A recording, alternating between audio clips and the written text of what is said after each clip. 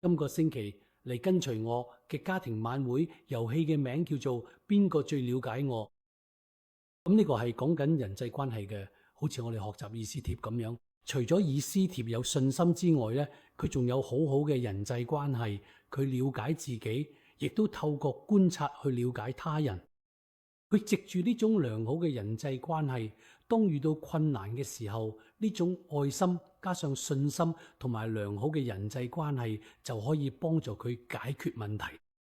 首先呢個遊戲好簡單呢，就揾一個人做主角，譬如揾爸爸，咁每個人呢，就寫低或者口頭講出嚟，講出爸爸最中意做嘅嘢。喺平時得閒嘅時候，佢花最多時間喺邊度？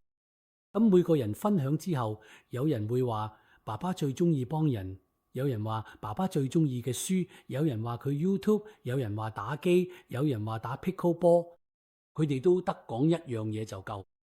喺最後分享嘅時候，爸爸這個主角就要細心聆聽，先唔好講自己嘅答案住。嚟到最後，當全部人都分享晒佢哋嘅諗法之後，爸爸就可以講出嚟內心真正嘅答案啦。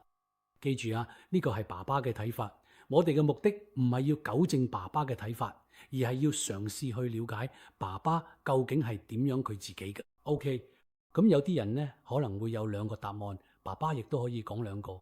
我最中意係去幫助人，但係呢，我平時就花好多時間喺 YouTube 上邊，因為我哋 YouTube 嘅時候可以學到更多點樣去幫助人。佢爸爸就可以解釋，咁其他人聽完之後就會話：哦，原來爸爸係乜嘢？你係咁樣嘅自己嘅，咁我更加了解你啦。多謝晒。咁呢個係一個了解嘅過程，唔係要爭論，亦都唔係講邊個啱邊個錯，或者邊個先係事實。如果我哋大家真係能夠建立起一份尊重，並且願意花時間去互相了解對方嘅睇法，咁樣我哋之間自然就會產生更多愛心。